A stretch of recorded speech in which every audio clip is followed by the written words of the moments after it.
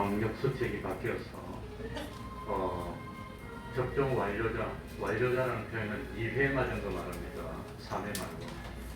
접종 완료자, 2회 접종 완료한 사람은 아마 그 정원의 50%까지 참석할 수 있고, 혹시 접종 미완료자하고 섞여 있으면 정원의 30%까지 참석할 수 있습니다. 우리가 있는 이 건물이 70평입니다.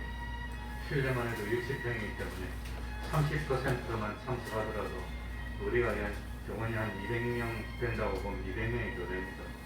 그러면 30%라도 60명이기 때문에 우리 예배 시간에 대략 한 30몇 명 참석이기 때문에 5층하고 나눠서 우리는 그런 거 큰 염려할 필요는 없습니다.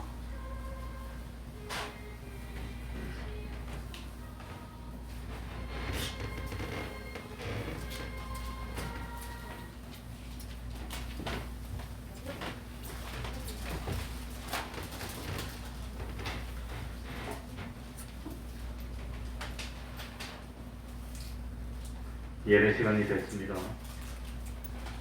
다 같이 묵상 기도드림으로 주일 오전 예배 시작하겠습니다.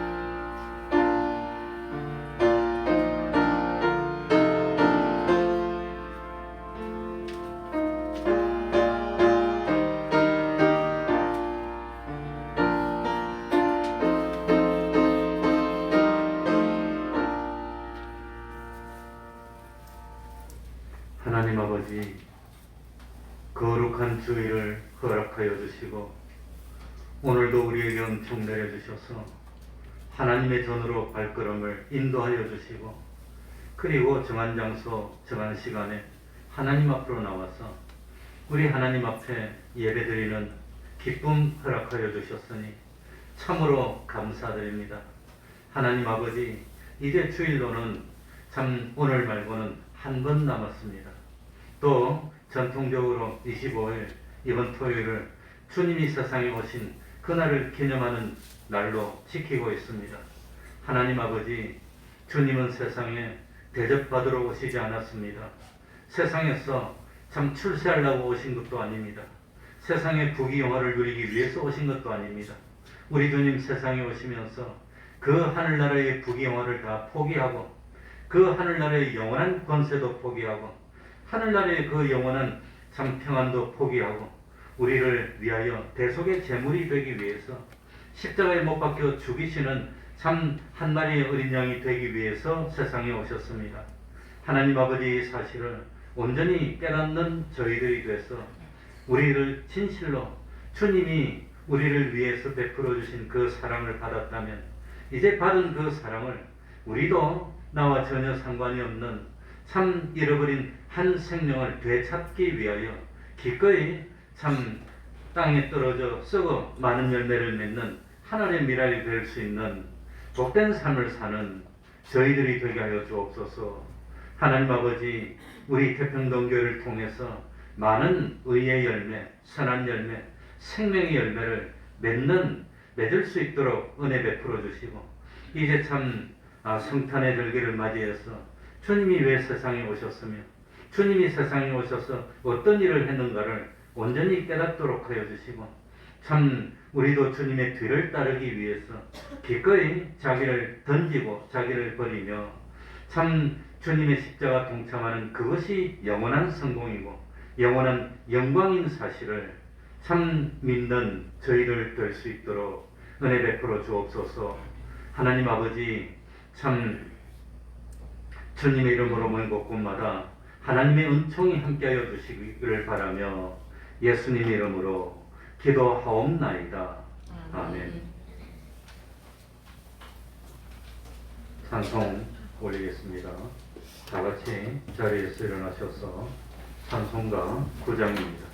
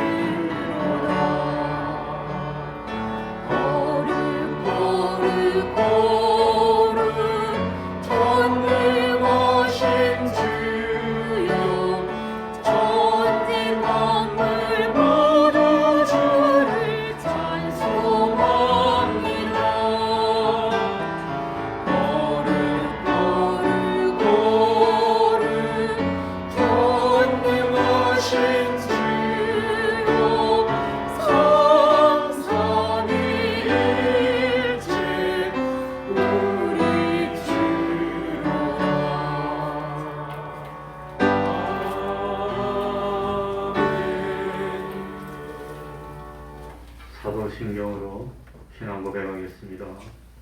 전능하사 천지를 만드신 하나님 아버지를 내가 믿사오며 그 외아들 우리 주 예수 그리스도를 믿사오니 이는 성령으로 잉태하사 동정녀 마리아에게 나시고 본디오 빌라도에게 고난을 받으사 십자가에 못 박혀 죽으시고 장사한 지 사흘 만에 죽은 자 가운데서 다시 살아나시며 하늘에 오르사 전능하신 하나님 우편에 앉아 계시다가 저리로서 산자와 죽은 자를 심판하러 오시리라. 성령을 믿사오며 거룩한 공예와 성도가 서로 교통하는 것과 죄를 사하여 주시는 것과 몸이 다시 사는 것과 영원히 사는 것을 믿사옵나이다. 아멘. 자리에 앉으셔서 찬송가 116장입니다. 116장입니다.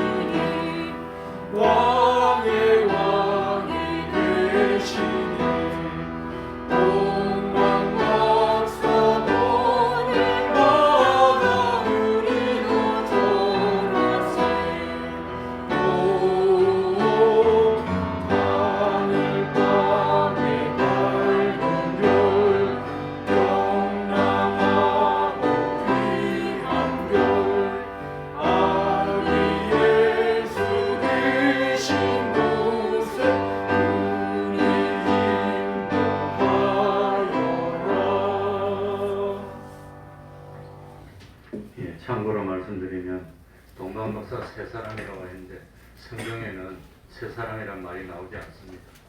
전통적으로 아기 예수께 드린 보물이 세 가지라서 새 사람이어서 하나씩 드리지 않았을 뻔했는데 새로 개편된 찬송가를 번역하면서 새 사람을 뺐습니다. 그냥 동방박사들이라고 참고하시기 바랍니다. 그러면 교동문, 이 시간에는 교동문 57번을 교독하겠습니다.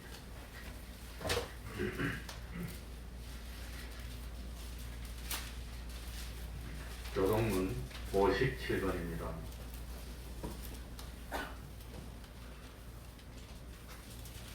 교독하겠습니다.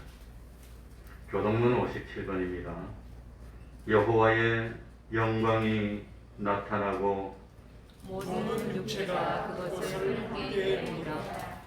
베들레헴 에브라다야, 너는 유다 족속 중에 작을지라도 이스라엘을 다스릴 자가 내게서 내게로 나올 것이라.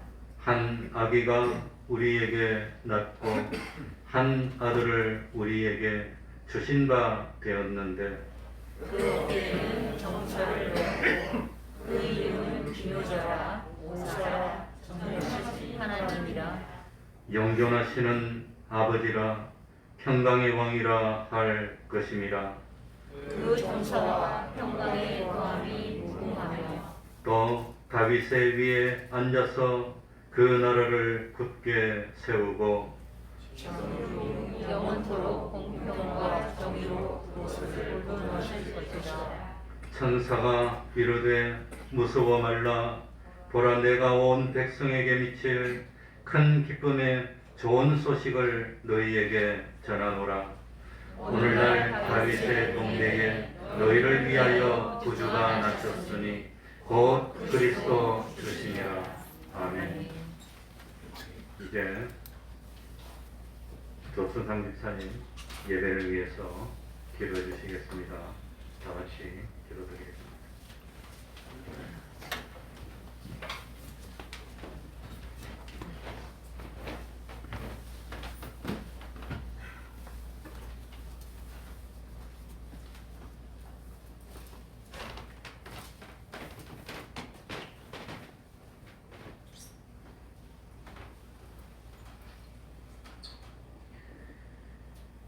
하나님 아버지, 오늘도 하나님께서 귀한 날을 저희에게 허락하여 주셔서 이 이른 아침부터 하나님께로 나와 하나님께 예배 드릴 수 있도록 허락하여 주신 이 은혜에 감사함을 드립니다.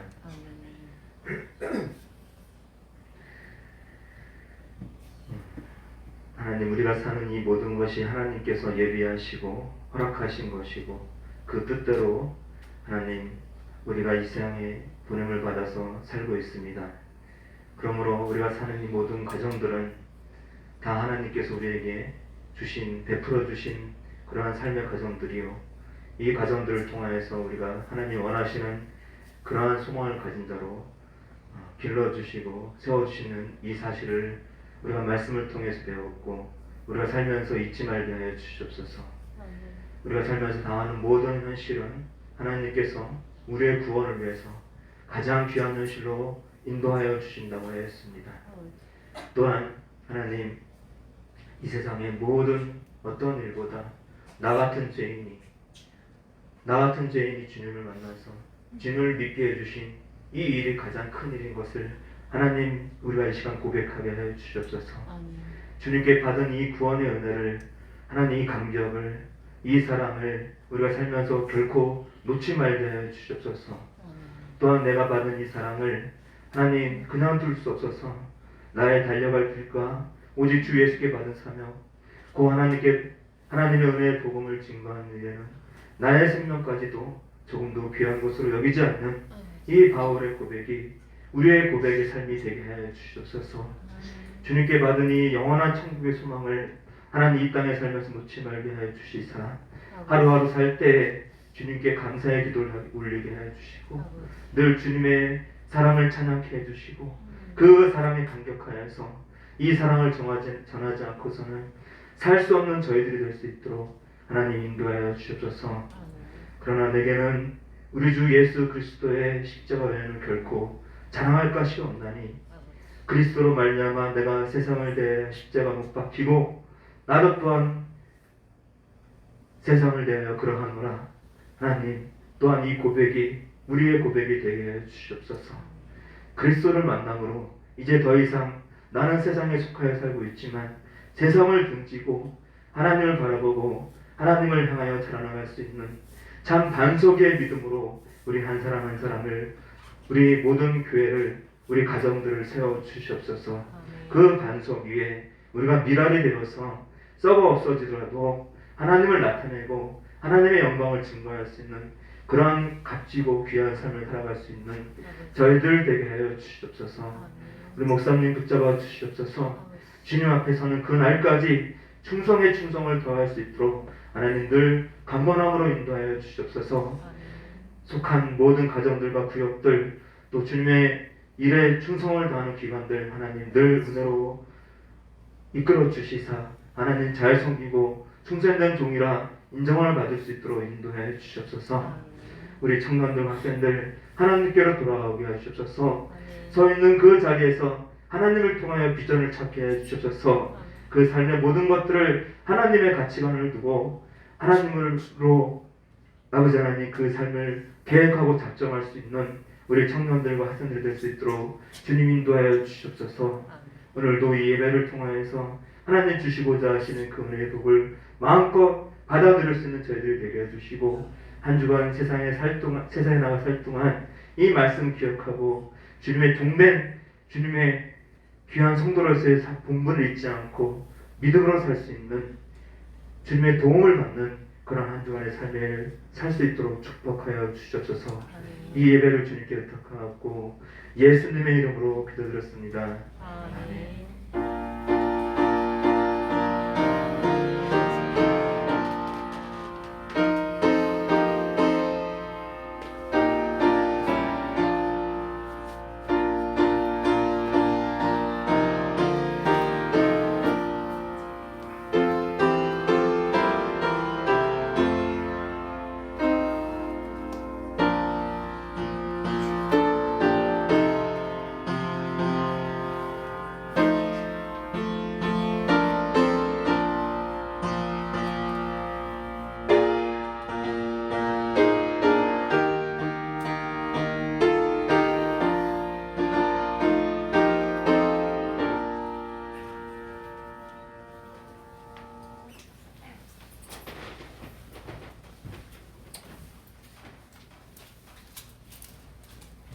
하나님의 말씀 마태복음 1장 18절입니다.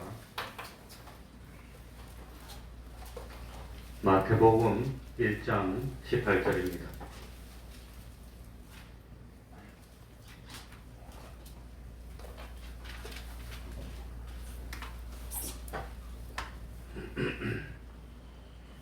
제가 읽겠습니다.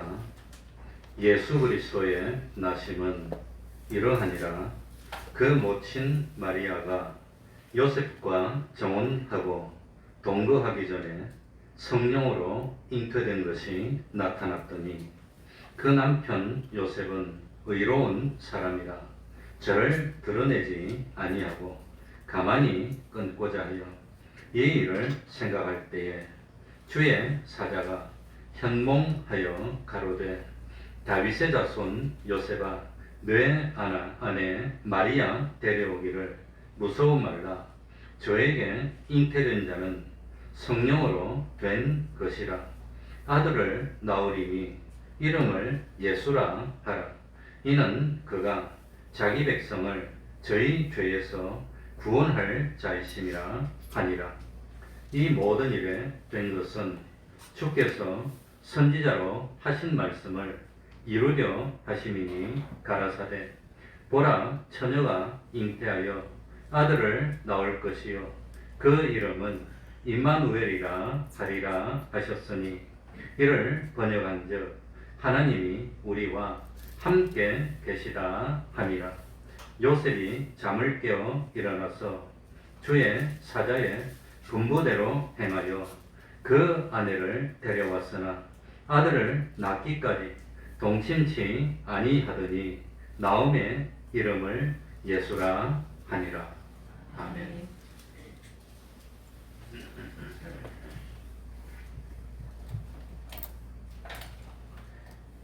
예수님이 오실 때 하나님을 잘 믿던 바리새인들은 예수 그리스도 메시아가 다윗의 자손으로 오실 것을 널리 알고 있었습니다. 그런데 바리새인들은 참 다윗의 자손으로 오신 예수님을 십자가에 못 박는 일을 하고 말았습니다. 바리새인들의 신앙의 문제점이 뭐였을까요? 하나님의 말씀을 형식적으로, 기계적으로, 지식으로 가지고 있었지만 하나님 앞에서 자기를 부인하지 않았습니다. 이 문제입니다. 그러니 참 하나님을 믿으려면 자기를 부인해야 되는데 자기를 부인하지 않았고, 두 번째는 십자가 지는 것을 싫어했다고 하는 겁니다. 그 결과 참 나중에 예수님이 부활하신 사실을 로마의 군인들을 통해서 알게 됐지만 돈을 주고 로마의 군인들의 입을 막는 그런 엄청난 행동을 하고 자기들의 잘못을 지우려고 했습니다. 바리새인들은 예수님이 자신을 하나님의 아들로 나타내셨을 때 예수님을 가르쳐서 참남하다고 말하면서 십자가에 못 박아 죽이고 말았습니다. 물론 예수님은 다윗의 자손으로 오셨기 때문에 우리와 같은 사람입니다. 그러나 예수님은 하나님의 아들로 세상에 오셨기 때문에 우리와 달리 신성도 가지신 하나님이십니다. 그래서 예수님은 사람일까요? 하나님일까요? 예수님이 사람입니까? 하나님입니까? 둘 다입니다. 완전한 사람이고 동시에 완전한 하나님이십니다. 그런 존재가 어디 있습니까? 그러니까 인간이 이해를 못하는 겁니다. 하나님을 어떻게 합니까? 우리를 창조해.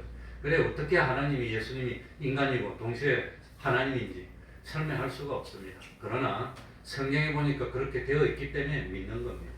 예수님은 믿음의 대상이지 인간이 이해하려고 하면 이해할 수 없는 영역이 하나님입니다. 마태복음 1장 1절부터 17절은 예수님의 족보를 통해서 예수님이 다윗의 자손으로 오셨음을 밝히고 있습니다. 마태복음 1장 18절부터 25절은 또 예수님이 참 다른 어떤 족보를 통해서 예수님이 하나님의 아들로 오셨음을 밝히고 있습니다. 성경에 보면은 참 경이롭고도 이해가 되지 않는 출생이 여러 번 나옵니다.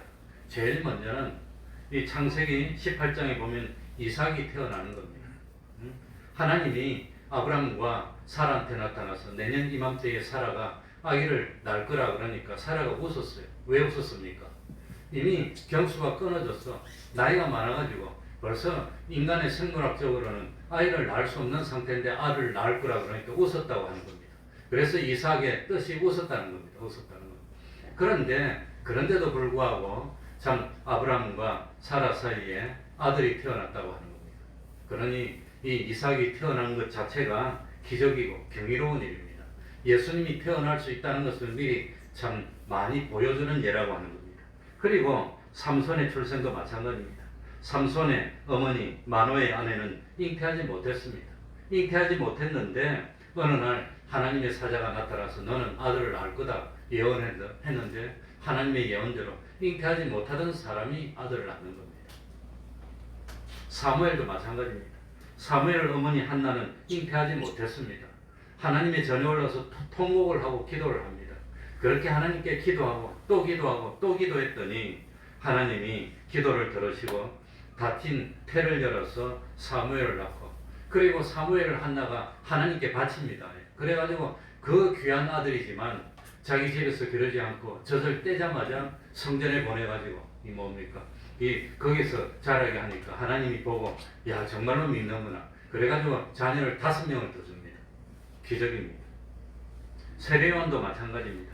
세례요한의 부모였던 사가랴하고 엘리사벳은 나이가 들어서 늙기까지 아이가 없었습니다. 못 낳는 겁니다. 늙었습니다. 그런데도 불구하고 참 천사가 나타나서 이 참 아들을 낳을 건데 이름을 요한이라 하라고 가르쳐 줍니다. 그랬더니 정말로 아들이 생겼다고 하는 겁니다. 그래서 성경에 보면은 참 이 아들을 낳을 수 없는데 기적으로 난 이런 경우가 많이 나옵니다. 그런데 이런 경우는 성령으로 잉태한 건 아닙니다. 성령의 능력으로 아마 아들을 낳을 수 있는 몸으로 변화시켜 주시고 그리고 잉태해서 아들을 낳도록 했는데 예수님은 다르다고 하는 겁니다. 이 참 다른 사람의 출생도 기적입니다. 이삭이 어떻게 태어납니까? 그것도 기적이지만 예수님은 성령으로 잉태된 겁니다. 우리 18절 다 같이 읽겠습니다. 예수 그리스도의 나심은 18절입니다. 시작. 예수 그리스도의 나심은 이러하니라. 그 모친 마리아가 요셉과 정혼하고 동거하기 전에 성령으로 잉태된 것이 나타났더니 성경은 정말 정확하게 기록되어 있어요. 놀라울 정도입니다. 하나의 실수가 없습니다. 이게 여기도 18절에 보면 요셉과 정혼하고 뭐하기 전에? 동거하기 전에. 그러니까 제일 먼저 이 마리아가 누구고 요셉이 누구냐 하는 것부터 말씀드리면 이 참 마리아가 누군지에 대해서 우리들이 알 수 있는 자료가 별로 없습니다. 누가복음 3장에 나오는 예수님의 족보는 마리아의 계통의 족보로 알려져 있습니다. 그래서 누가복음 3장 23절에 보면은 마리아는 참 알려지지 않는 헬리의 딸이라고 나옵니다. 헬리가 누굽니까? 모릅니다. 이름만 나오고 있습니다. 그만큼 마리아는 알려지지 않은 무명의 시골의 처녀였다고 하는 겁니다. 그리고 요한복음 19장 25절에 보면은 예수님의 십자가 곁에는 예수님의 모친 마리아가 있었고 또 예수님의 형제 그러니까 자매지 이모가 있었다는 걸 알 수 있습니다. 그러니까 이 예수님의 십자가 앞에는 예수님이 있고 예수님의 자매인 예수님의 이모가 있었는 겁니다. 이모. 성경에 보면 이모라고 나옵니다. 그런데 그 이모가 누구냐? 알 수가 없어. 그래서 다른 성경을 찾아봅니다. 예수님이 운명했을 때 예수님이 십자가 앞에 있던 여자들 이름을 쭉 다 모아가지고 하나씩 재해가니까 살로메밖에 안 남아요. 그래서 우리는 참 뭡니까? 살로메가 예수님의 이모였지 않을까 하고 많은 학자들이 추측하는 겁니다. 그러니까 살로메는 누구의 어머니죠? 야고보와 요한의 어머니입니다. 왜 야고보와 요한은 아마 예수님의 사촌이 아니었을까? 추측이지만 확실하진 않습니다. 근데 성경에 보니까 예수님의 십자가에 못 박힐 때 그 앞에 이모가 있었다고 나오는 겁니다. 그러니까 이 마리아에 대해서 알 수 있는 것은 이 정도밖에 없습니다. 마리아의 아버지는 헬리라는 사람이고 예수님을 따라다니면서 섬기고 봉양하는 사람 중에는 이모가 있었다. 이모. 그런데 그 살로메가 참 어업을 하는데 잘 살았던 것 같아요. 그래서 예수님을 도왔다. 이 정도만 알고 있습니다. 그러면 마리아의 남편 요셉은 누구였습니까? 마리아의 남편 요셉은 마태복음 1장 16절에 보면은 야곱은 마리아의 남편 요셉을 낳았으니 그러니까 야곱이라는 사람이 이 요셉의 아버지고 야곱은 그 당시에 너무나 흔한 이름이니까 야곱이라 하면 누가 누군지 알 수가 없어. 그런데 마리아의 남편 예수님의 육신의 아버지 역할을 하고 있는 요셉에 대해서 우리가 알 수 있는 건 요거밖에 없습니다. 요거밖에 없어요. 다른 알 수 있는 게 없습니다. 그리고 요한복음 19장에 보면은 예수님이 십자가에서 운명하시기 직전에 자기 제자인 제일 젊었던 사도 요한에게 자기 어머니를 소개하면서 우리 어머니, 나를 낳으신 어머니는 곧 너의 어머니라, 네 어머니처럼 섬기란 말입니다. 그렇게 부탁을 하고 죽습니다. 그런 거 보면은 죽으면서 누구는 부탁하지 않습니까? 아버지를 부탁하네요. 그러니 아버지는 이미 돌아가신 걸로 생각하는 겁니다. 그래 아버지는 일찍 돌아가시지 않았을까 그렇게 추측을 할 뿐입니다. 그러면 참 오늘 본문에 나타난 요셉은 나이가 얼마나 됐을까? 나이가 몇 살이나 됐을까요? 1번 10대, 2번 20대, 3번 30대, 4번 40대. 그 당시에 여러 가지 문헌들을 읽어보면은 이 이스라엘 여자들은 10살, 11~30살에 정혼했다고 합니다. 10~30살. 우리 조선시대도 28 청춘입니다. 16살 청춘이니까 그 정도고 뭐 아무튼 지금도 동남아는 한 20살 저쪽에 결혼들을 많이 하니까 그러니까 그 당시에 참 마리아가 한 4살 안 됐겠나. 그러면 요셉은 그것보다 몇 살 위가 아닐까. 20살이 채 안 되는 나이가 아니었을까. 대략 그렇게 예측을 한다고 하는 겁니다. 그리고 당시에는 이 유대인들은 결혼식을 올리기 1년 전에 정혼을 합니다. 지금도 동남아 가면 정혼을 많이 합니다. 아프가니스탄에서도 자기 딸을 정혼시킵니다. 그런데 이제 6살짜리를 정혼시키고, 뭐 7살짜리를 정혼시키고 이러니까 이제 세계적으로 문제가 되고. 그런데 당시는 정혼하면 남자 집에서 여자 집에 이제 돈을 줍니다. 결혼하는데 예물비로 돈을 주면 그거 가지고 아프가니스탄 사람 생활하는 겁니다. 그런데 예수님 당시는 이 정혼을 하면 여자 집에 이제 예물을 보내는 겁니다. 그럼 그 예물을 받았다가 결혼식이 될 때 잔치를 벌이는데 일주일씩 잔치를 합니다. 이게 잔치를 일주일씩 하니까 얼마나 많이 준비해야 될지 모르고 또 참 충분하지 않으니까 이 3, 4일 지내서 뭐 포도주를 많이 마실 거면 떨어지고 이제 이런 일이 생겼다고 하는 겁니다. 그러니까 정혼하게 되면 법적인 부부입니다. 그래서 본인 이 16절에 보세요. 야곱은 마리아의 누구? 남편. 그러니까 결혼식도 안 했는데 남편이라는 것은 법적으로 부부가 됐다고 하는 겁니다. 그리고 아내라고 표현하는 겁니다. 법적으로 부부가 됐지만 동거는 하지 않았다고 하는 겁니다. 왜? 그리고 한 1년쯤 있다가 결혼합니다. 뭐 때문에 1년쯤 있을까요? 왜 정혼하고 1년을 기다릴까요? 혹시라도 여자가 부정한 일을 했으면 1년 지나면 결판이 납니까 안 납니까? 결판 나는 겁니다. 1년 지나면 벌써 뭐 부정한 일을 하면 임신해가지고 배가 부르네. 그러면은 예물 준 거 다 찾아오고 그냥 돌로 치서 죽이든지 아니면은 아무튼 평생 버림받고 살든지 이제 그렇게 된다고 하는 겁니다. 그러니까 참 1년 정도 기다리면서 이 참 사람이 정결한지 참 순수한 신부가 될 만한 여자인지 그걸 이제 두고 보는 겁니다. 그 기간이 한 1년 정도 되는 겁니다. 일반적으로. 그래서 참 이 본문에 보면 참 예수님의 모친 마리아가 요셉과 정혼을 했습니다. 법적으로는 부부가 됐습니다. 그런데 18절에 보니까 동거하기 전에 마리아의 몸에 잉태된 것이 나타난 겁니다. 어찌 된 겁니까? 사고가 난 겁니다. 이게. 그런데 이 참 천사 가브리엘이 마리아에게 나타나서 성령으로 잉태될 것을 말합니다. 그때 마리아는 얼마나 떨렸을 겁니다. 나는 남편을 아직까지 정혼은 하긴 했지만 살지 않는데 어떻게 참 내가 잉태할 수 있습니까? 그러니까 하나님이 성령으로 할 거라고 하니까 주의 계집종이오니 말씀대로 내게 이루어지이다 하고 순종합니다. 그래서 참 이 마리아는 하나님의 말씀을 믿었다고 하는 겁니다. 하나님이 결혼했는데 남편도 모르는데 잉태되면 어떻게 될까? 참 얼마나 앞날이 참 어떻게 될지 모르는데 죽을 수도 있고 평생 버림받아서 이거는 참 버림받은 여자로 떠나가지고 그냥 살아야 될 그런 참 위험이 있을지도 모르지만 주의 계집종입니다 하고 하나님을 믿은 겁니다. 그래서 누가복음 1장 45절에 보면 믿은 여자여, 마리아 보고 믿은 여자여 이렇게 나오고 있습니다. 마리아는 하나님을 믿었다는 겁니다. 믿은 여자에게 복이 있도다. 그래서 마리아의 믿음이라고. 마리아는 참 성령으로 잉태된 것에 대해서 하나님을 찬양합니다. 이 누가복음 1장 46절부터 나오는데 이게 유명한 마리아의 찬양입니다.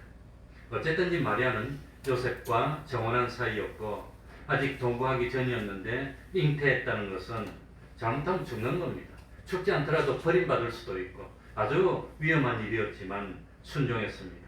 그리고 참 아무튼 하나님의 말씀을 믿었고 그리고 예수님을 잉태한 것 얼마나 자랑스럽습니까?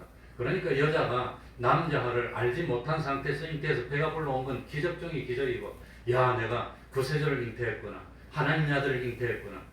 이스라엘 사람은 지금도 마리아가 예수님을 부인하니까 지금도 이 성령으로 잉태해서 구세주를 잉태할 걸 기다린다 그럽니다. 지금도 이스라엘 사람들은 그 사람들은 그런다 그럽니다. 그런데 19절에 보면은 마리아와 결혼한 요셉이 얼마나 사람이 인자하고 믿음이 좋은 사람이냐 그걸 19절에 알 수 있습니다. 19절 우리 다 같이 읽어봅시다. 그 남편 요셉은 19절입니다. 시작. 그 남편 요셉은 의로운 사람이라 저를 드러내지 아니하고 가만히 끊고자 하여 20절에 이 일을 생각할 때에 어떻게 할까 생각한 겁니다. 고민한 겁니다. 그래 참 나도 결혼해가지고 우리 사모하고 결혼했는데 임신을 했어. 임신하니까 우리 사모가 나한테 와서 임신하고 난 뒤에 제일 첫 번째 한 말이 뭐겠습니까? 뭘까요? 결혼해서 뭐 몇 달 지나서 이제 임신한 건 자연스러운 일인데 제일 첫 번째 한 말이 뭐냐? 잊을 수 없어. 여보 왜? 나 믿지? 딱 이러더라. 다른 데 가서 예배 온 거 아니라는 거예요. 나 믿지? 근데 자기는 그 말을 하니까 기억을 못해. 그런데 나는 그걸 지금도 기억합니다. 30 몇 년이 지났는데 나 믿지? 그러니 마리아의 이 얼마나 마리아가 마음이 참 고생이 많았을까, 고민이 많았을까. 인터넷에서 배는 불러오고 남편하고 동거는 안 했는데 어쩜 좋습니까? 그걸 어떻게 합니까? 그러니 마리아는 아마 열심으로 기도했을 겁니다. 하나님의 성령으로 잉태했으니까 성령님이 이거 어려움을 참 잘 해결해 주세요. 얼마나 기도를 했을까? 그런데 요셉은 19절에 보니까 요셉을 마리아의 남편으로 표현하고 있죠. 그러니까 정혼한 사이에 결혼식 하기 전에 남편이 죽으면 과부가 된다 그럽니다. 그건 평생 과부입니다. 남편하고 한 번 잠도 못 자보고 살아보지도 못하고 정혼만 했다가 평생 과부가 되는 겁니다. 법적으로. 그러니 남편이라고 표현하는 겁니다. 그런데 이 요셉은 하나님이 요셉의 신앙을 표현하기를 어떤 사람이라? 의로운 사람이라. 요즘은 데이트 폭력, 데이트 해가지고 헤어지자 그러니까 칼로 찔러 죽이는 이런 일이 일어나는데 결혼은 약속까지 이제 다른 남자의 아기를 뺐다고 생각하면 기분이 어떨까요? 칼로 가서 한번 찌르지 않을까요? 칼로 가면 결혼도 했는데 자기 사람인데 근데 부위가 불러오면 그런데 우리 같으면 가가지고 다 때리 부시고 그냥 엉망진창이 될 텐데 이 요셉은 어떤 사람이라? 의로운 사람이라. 그래서 의로운 사람이라. 의롭다는 것은 하나님의 계명을 지켜 사는 사람입니다. 누가복음 1장 6절에 보면 세례 요한의 부모에게도 똑같은 표현을 씁니다. 의로운 사람이라. 의로운 사람이라는 표현. 하나님 앞에 의인이니. 이 의로운 사람은 어떤 사람이냐? 그러니까 의로운 사람이라. 저를 뭐하지 아니하고 19절에 보니까 드러내지 않아. 요즘 같으면 화가 나니까 그냥 나팔 불면서 그냥 이 인터넷에 올리고 그냥 뉴스에 내고 그러고 싶을 건데 저를 드러내지 아니하고. 그러니까 서로 사랑해가지고 다니고 그냥 이런 것도 아닌데 요셉은 나하고 정혼한 여자가 실수를 한 모양이다. 그래도 나하고 평생 살려고 했는데 그러니까 드러내지 않고 숨겨주려고 했다는 겁니다. 이게 뭡니까? 참 의로운 사람이라는 겁니다. 숨겨주려고 드러내지 않고. 그리고 어떻게 하려고? 끊기는 끊는데. 그러니까 끊어야 되는데 결혼할 수는 없잖아요. 벌써 상식적으로 다른 남자하고 결혼해서 애를 낳았으면 뱃으면 어떻게 자기가 결혼합니까? 그러니까 끊고자 하여 가만히 끊고자 하여.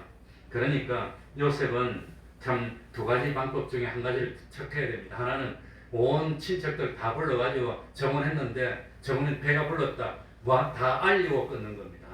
또 하나는 안 알리고 비밀리 하고 그냥 아무한테도 말 안 하고 그냥 끊는 겁니다. 조용하게. 요 두 가지인데 요셉은 조용히 가만히 끊으려고 했으니까 얼마나 이 요셉이 의로운 사람이고 복수하려고 했다든지 그러지 않았다고 하는 겁니다. 조용하게. 그러니까 참 자기하고 결혼을 하려고 했던 마리아에게 불명예와 치욕과 불이익을 주려고 하지 않은 것 보면은 얼마나 이 요셉이 신앙이 좋고 원수라도 주님 말씀대로 원수라도 뭐하는 신앙이지요? 사랑하는 신앙입니다. 우리 같으면 어떻게 했겠습니까? 당장 누구하고 잤니? 어찌됐니? 그냥 어떻게 믿어요? 이거 성령으로 잉태했어요. 어떻게 믿습니까? 그걸 갖다가 어떻게 믿겠어요? 그래서 요셉은 이 19절에 가만히 끊고자 하여 20절입니다. 다 같이 읽어보겠습니다. 20절입니다. 이 일을 생각할 때에 주의 사자가 현몽하여 가로되 다윗의 자손 요셉아 내 아내 마리아 데려오기를 무서워 말라. 저에게 잉태된 자는 성령으로 된 것이라. 만약에 마리아가 와서 여보 날 믿어주세요. 응? 우리 사모처럼 여보 나 믿지? 이랬다면 아니 못 믿어 그랬을 것 같아요. 어디 믿고 어디 그걸 말이라고 해? 그러고 화를 냈을 것 같아요. 그런데 마리아는 한마디도 안 하고 가만히 있는데 이제 그 일을 생각하다가 아마 요셉이 잠이 들었던 것 같습니다. 잠이 들었는데 꿈을 꿨어. 그런데 오늘날 우리들이 꾸는 꿈은 거의 대부분이 무슨 꿈이지요? 강아지 꿈, 멍멍이 꿈이죠. 그런데 옛날에 그때 그 꿈은 실제라고 하는 겁니다. 꿈인데 실제로 하나님이 나타나는 겁니다. 꿈에. 실제. 그래서 오늘날 우리들이 꾸는 꿈은 거의 대부분이 이거는 뭐 자기 상상이나 헛된 것이나 뭐 그런 거 욕심이나 생각 많이 하던 것이 꿈으로 나타날 수도 있고 저도 꿈 좀 꿔봤으면 좋겠는데 저는 꿈이 없어. 잠은 그냥 뭐 꿈이 꾸긴 했겠지만 생각이 안 나고. 그런데 그 참 지금은 말씀이 완성됐기 때문에 하나님이 말씀으로 계시합니다. 그거는 말씀이 자꾸 마음에 와닿고 말씀이 살아나서 내한테 감동을 시키는데 그 당시는 이 신약 성경이 없을 때입니다. 그리고 구약 성경도 책이 귀해서 못 봅니다. 사람들이 이 책이 뭐 거의 뭐 어디 뭐 갑부나 아니면 볼 수가 없습니다. 그러니까 말씀을 모르니까 하나님이 급할 경우에는 무엇으로? 꿈으로라도 아니 뭐 환상으로 계시를 줄 때입니다. 그러니까 이 요셉이 참 심장이 두근거리기도 하고 아마 이 요셉이 마리아가 잉태됐다는 사실을 알고 난 뒤에는 분노도 느꼈을 것 같고 연민도 느끼고 그래도 내가 마음대로 하면 되나 참아야지 뭐 그런 생각도 하고 이런저런 생각하면서 잠이 들었는데 꿈에 천사가 나타나서 마리아는 부정한 여자가 아니야. 하나님의 성령으로 잉태했어. 그러니까 결혼해. 데려오기를 무서 말라. 데려와라는 것은 뭐 해란 말입니까? 결혼식 해라고 하는 겁니다. 결혼식 하라고 하는 겁니다. 그러니까 참 무서워하지 말고 두려워하지 말고 다른 남자가 있는 것도 아니라 깨끗한 여자고 참 정결한 여자고 정말로 의로운 여자이니까 데려와 결혼식을 해. 그런 참 계시를 천사가 직접 줬다고 하는 겁니다. 그리고 요셉은 천사의 계시를 보고 그 계시에 대해서 거부했습니까? 순종했습니까? 순종했다고 하는 겁니다. 21절입니다. 그러면서 천사가 마리아가 잉태된 아들에 대해서 설명을 합니다. 그 아들은 누구냐? 21절입니다. 다 같이 읽겠습니다. 시작. 아들을 낳으리니 이름을 예수라 하라. 이는 그가 자기 백성을 저희 죄에서 구원할 자이심이라 하니라. 그러니까 이 마리아가 잉태한 것은 성녀로 잉태했는데 저희 백성을 자기 죄에서 구원할 자는 세 글자로 누구란 말입니까? 구세주라고 하는 겁니다. 이스라엘 백성이 역사적으로 수천 년 기다려던 구세주를 너하고 결혼한 이 마리아를 통해서 낳게 된 것은 영광 아닙니까? 영광 중의 영광. 마리아가 이렇게 신령한 여자고 참 하나님의 아들을 잉태한 자니까는 데려오라고 하는 겁니다. 그러면서 이름을 뭐라고 하라? 예수라 하라. 그러니까 보통 이름은 누가 지어줍니까? 누가 짓지요 이름을? 아버지가 짓지요. 아버지가. 그래 우리 큰아들도 오늘 뭐 모른다고 하긴 하던데 어쨌든지 아이를 낳을 텐데 아빠 이름을 뭐라고 할까요? 이러고 있어. 그래서 나도 아들 둘은 할아버지가 이름을 줘줬는데 내가 이제 할아버지 이름을 받았는데 딸을 딱 낳았더니 네가 지어라고 그러더라고. 근데 나는 남자나 여자나 똑같다고 생각해서 여자는 돌림을 안 하는데 동전, 동규, 동의 똑같이 했어요. 차별하지 말자 남자 여자. 그래서 우리 동의는 동자가 들어갔어. 그 이름이 동자 돌림입니다. 동자 다음에는 가운데가 동이면 그 다음에는 끝자로 갑니다. 돌림이. 그 다음에 섭인데 이제는 자기들이 섭자를 넣고 지을지 안 넣고 지을지 아마 둘 다 안 넣고 지을 것 같아. 그러니까 참 평상신시 34대까지는 돌림이 내려왔는데 35대 우리 때는 지 마음대로 하겠다 그랬어. 어차피 갈 수 없는 거지. 마음대로 하든 말든. 그러니까 참 그런데 보통 이름을 아버지가 짓는데 예수라는 이름은 누가 줬습니까? 예수님한테 이름을 지어준 이가 누구지요? 아버지가 지어줬잖아요. 하나님이 아버지니까 하나님이 지어줘서 아버지가 지어줬다고 하는 겁니다. 그 아버지가 이런 거 보면 참 희한해요. 그리고 그 이름도 뜻이 뭐지요? 예수 하나님이 구원하신다는 뜻입니다. 예수님이 하나님이 저희 백성을 구원할 자, 구세주. 그러니 이 참 구세주가 우리 안의 몸을 통해서 태어난다. 대통령이 우리 안의 몸을 태어난다. 자랑입니까? 영광입니까? 수치입니까? 영광도. 그러니까 요셉은 그 이 사실을 수치스럽고 부끄러운 일이 아니라 영광스럽게 받아들이고 한편으로는 두려울 겁니다. 하나님이 태어나면 아들이 하나님인데 어쩝니까? 이거 어쩝니까? 조선시대 왕의 아들이 태어나서 왕이 될 아들은 어떡합니까? 왕이 될 아들이 잘못하면 어떻게 때리지요? 때리긴 때려야 돼요. 잘못할 때마다. 어떻게 때립니까? 맞는 친구가 있어요. 그래가지고 왕이 될 세자가 잘못하면 때리는데 세자 말고 맞는 친구를 딱 데려서 세자 옆에 서놓고 네가 잘못했는데 왕이 될 사람이니까 때릴 수는 없고 그 친구를 쭉 때리는 거예요. 말 아프게. 그래서 피가 나고 울면은 세자하고 양심의 가책을 느끼라고. 왕이니까 못 때리고. 우리 조선시대는 실제로 그랬습니다. 그러니까 세자나 뭐 이런 사람이 잘못하면 왕자가 잘못하면 때릴 수는 없잖아요. 그런데 그냥 넘어갈 수는 없잖아요. 그러면 맞는 사람이 있어요. 그 재수없는 친구지만 데려와 놓고 딱 세워놓고 옆에 세워놓고 그 때리는 거예요. 그러니까 요셉이 그 참 성령으로 인태된 구세주가 태어나면 아들인데 하나님인데 어떡합니까? 두려워하지 말라는 겁니다. 두려워하지 말라. 그리고 이 모든 된 일은 어느 날 갑자기 된 겁니까? 옛날부터 예언된 대로 하나님이 예정된 대로 된 겁니까? 예정된 대로 됐다. 그게 23절에 나오는 겁니다. 22절, 23절. 예? 그러니까 참 이 모든 일에 된 것은 주께서 누구로 하신 말씀을 선지자로 하신 말씀을 이루려 하심이니 가라사대. 그러니까 예수님이 이렇게 태어난 것은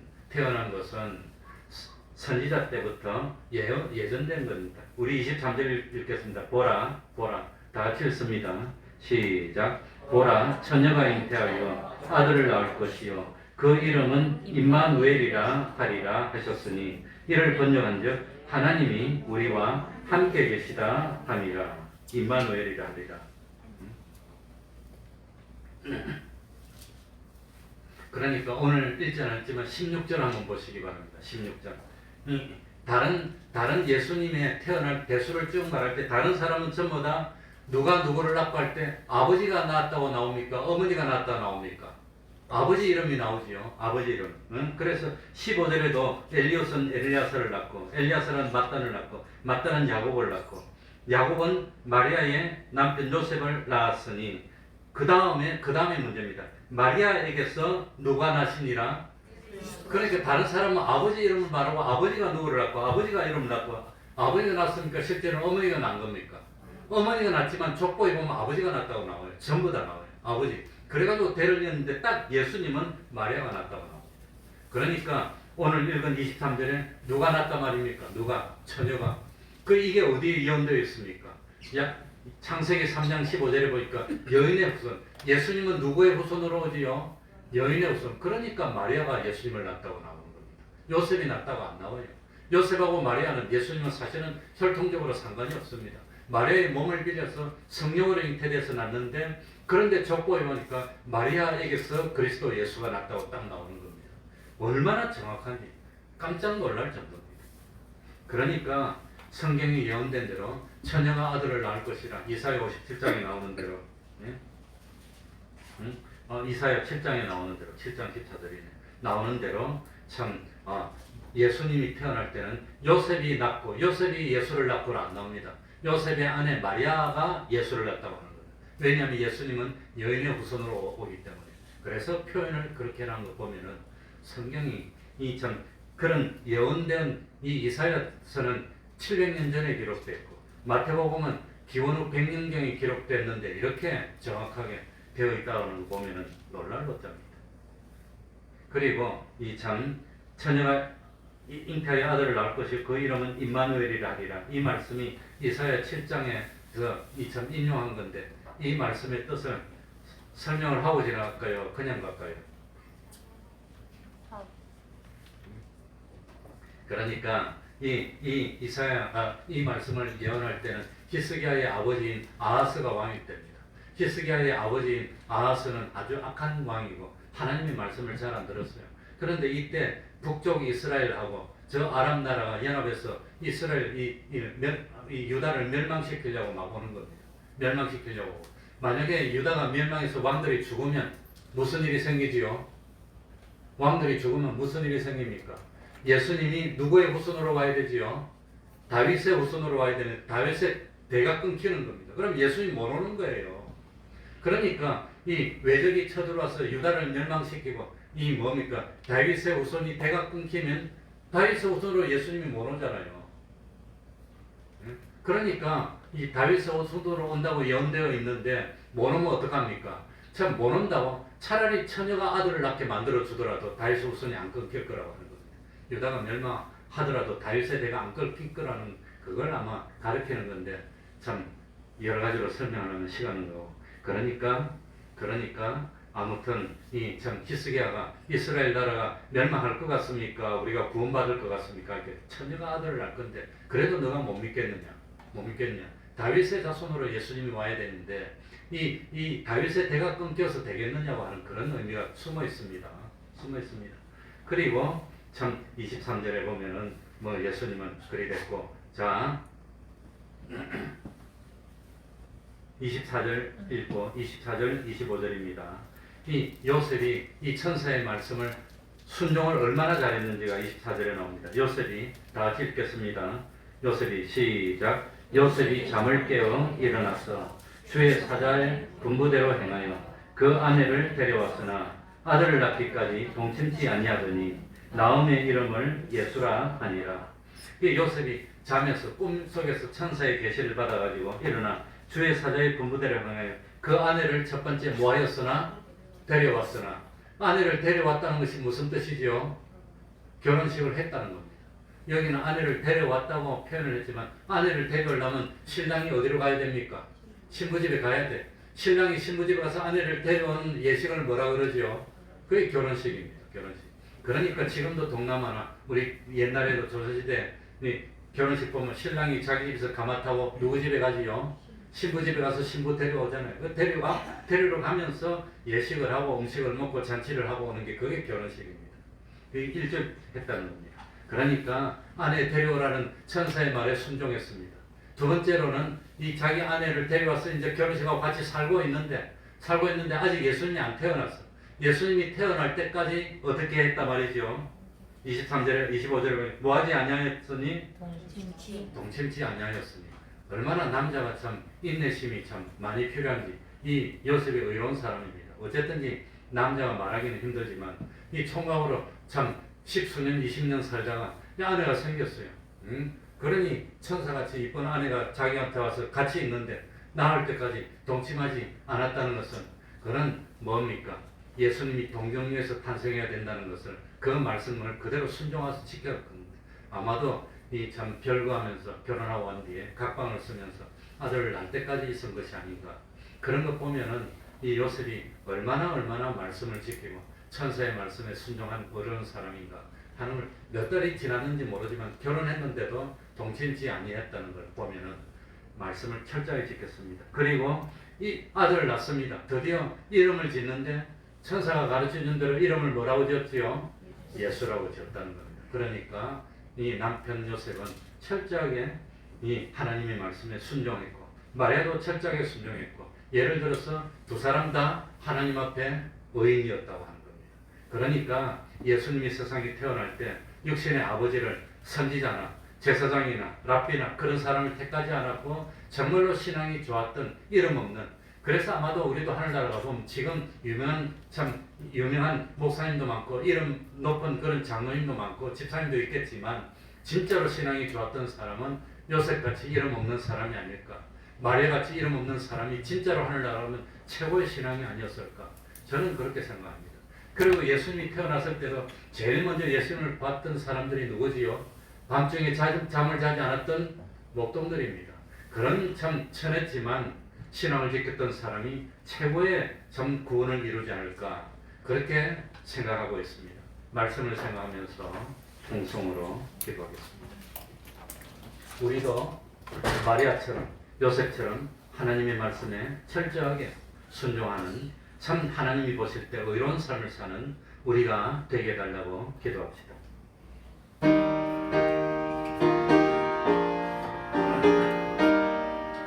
아버지, 하나님 아버지, 감사합니다. 참으로 숨겨진 복들이 하나님 아버지 요셉처럼 참 깨끗하게 하십니다. 마리아처럼 참 주님의 정인이 뜻대로 이루어지다 할 수 있는 그 믿음을 가질 수 있는 저희들이 있습니다. 하나님 아버지시니 하나님 아버지 이런 것을 또 참 주님이 기뻐하는 그 길을 걸어가십니다. 하나님 아버지 주님이시여 아버지 하나님 믿음 없는 저희들이 되지 않도록 해주시고 참으로 하나님의 말씀을 순종하는 저희들이 되시고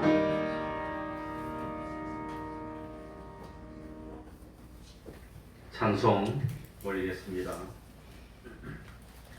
찬송가 122장입니다. 122장입니다.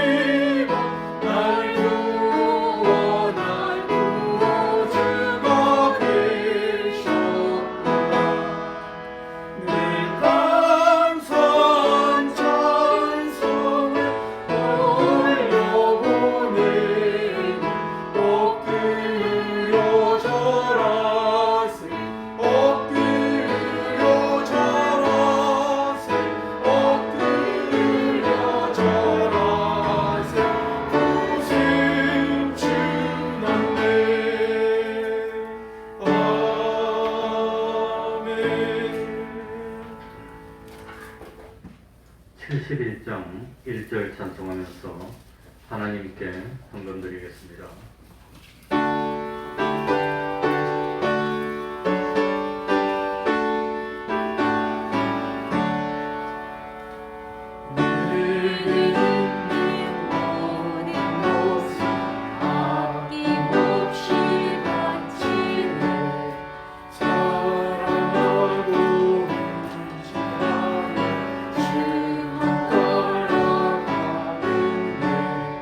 주께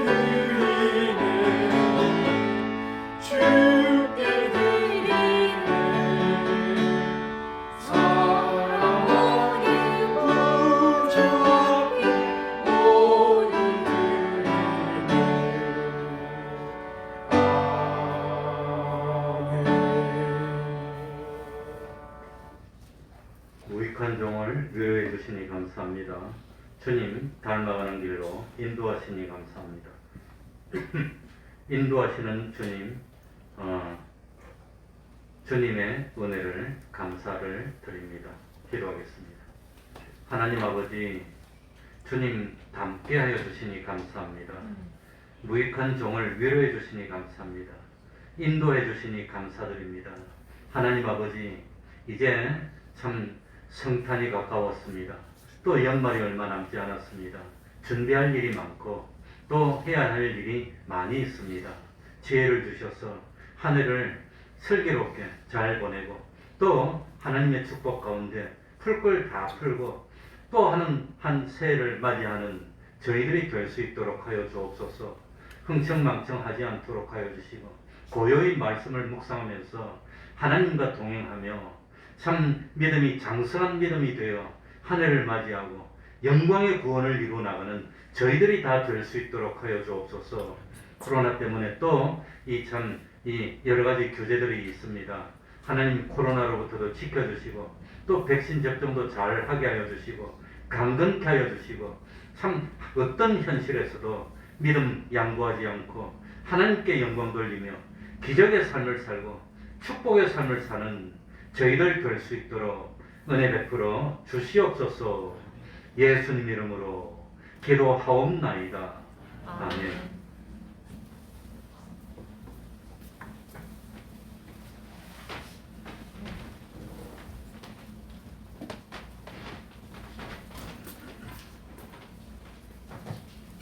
네, 성탄 축하 예배는 이번 토요일 오전 11시에 있습니다. 11시에 있습니다. 많이 참석해 주시기 바랍니다. 매일 30분 기도, 성경 읽기, 전도하기, 가정 예배를 생활합시다. 그리고 방역 수칙을 철저히 지키도록 합시다. 그러면은 수요일 예배 새벽 기도에도 많이 힘쓰시기 바랍니다. 다 같이 일어나셔서 1장 찬송 부르고 축도로 마치겠습니다.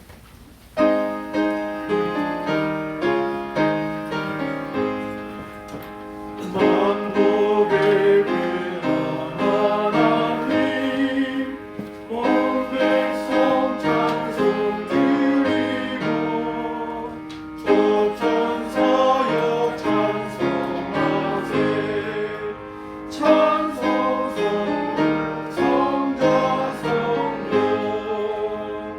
아멘.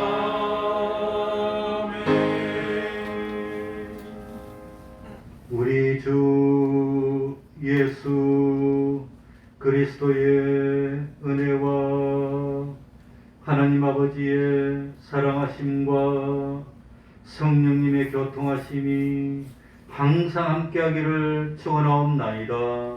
아멘.